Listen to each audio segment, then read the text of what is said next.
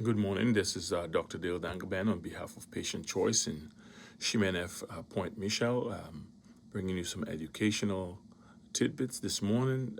I want to talk about medication called Lisinopril, which is an ACE inhibitor, and its use with NSAIDs such as ibuprofen, naproxen, and diclofenac. This is especially if you have severe hypertension and severe diabetes and underlying kidney disease, right?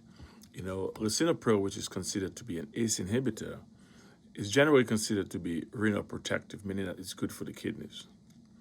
But in conditions like diabetes and high blood pressure, if you combine it with certain medications, such as the NSAIDs that I talked about yesterday, the diclofenac, the ibuprofen, then that can reduce the blood flow to your kidneys, the inside of the kidneys, leading to a condition that we call acute kidney injury, right? So technically, the combination of these drugs is what causes a problem. By themselves, usually there's no problems.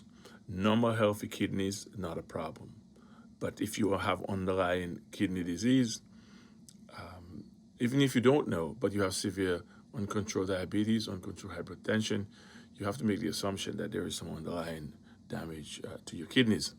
Signs and symptoms of worsening kidney disease that you have to look for is swelling in the legs, your ankles, the feet. That's called edema, right? Constant fatigue and weakness, decreased urine output, shortness of breath, you're having some confusion. Every once in a while, you might have some nausea or vomiting. And again, what we call you can get sudden weight gain, right? Fluid retention, right?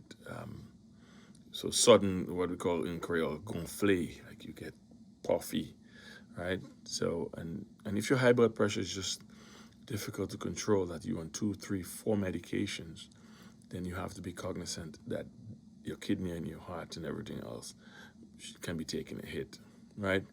So if you're on both of these medications, things like lisinopril, enalapril, these are all what's called the ACE inhibitors, and you want an NSAID, then you're having any of the symptoms that I mentioned, you should see your doctor, all right? And I really say that seriously.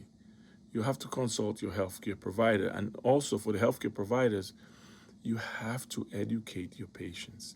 You got to sit with them, right? Don't rush them out and write a prescription and send them out the door, right? For example, I talked about Tylenol. If your patient is a heavy drinker, you got to educate them on how Tylenol affects the kidneys, right? If you're giving them diclofenac on a weekly basis, you got to tell them about ulcer disease. You have to tell them about the effects on the kidneys. So I just want to bring these things to light as we move ahead. Again, these are the things that patients need to know. You need to know that it's your body, it's your health, and it's your understanding of what you take and what you put in your body. Okay? You also have to see what the problem is and focus on good diet, exercise, and other recommendations put forth. But I put it on the healthcare providers also to not dismiss, but to educate. Have a great day. Peace.